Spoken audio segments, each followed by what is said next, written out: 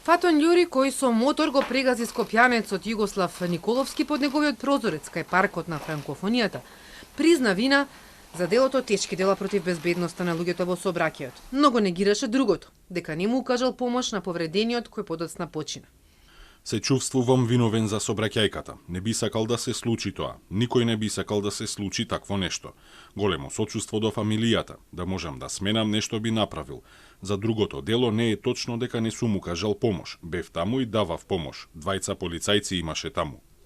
Обвинителката рече дека вечерта на 1 јули Љури се однесувал несовесно и незаконски. Го прегазил Николовски со мотор на пешачка патека без возачка дозвола со неприлагодена брзина. Од ударот Николовски бил тешко повреден и покрај лекарската помош починал. Иако дедо Југо лежал облеан во крв, обвинетиот го оставил моторот и избегал без да укаже помош на повредените, со што извршил ново кривично дело. Додека пак сопатникот на моторциклот Ибрахим Хамза и покрај тоа што не бил тешко повреден, покажал доблест и останал на местото додека да пристигне увидната екипа и итната помош. Семејството на Николовски го следеше денешното рочиште и најави дека се приклучува кон кривичниот прогон. Бара оштета и очекува правда. Не би сакал да давам изјави, ќе продолжат судењата.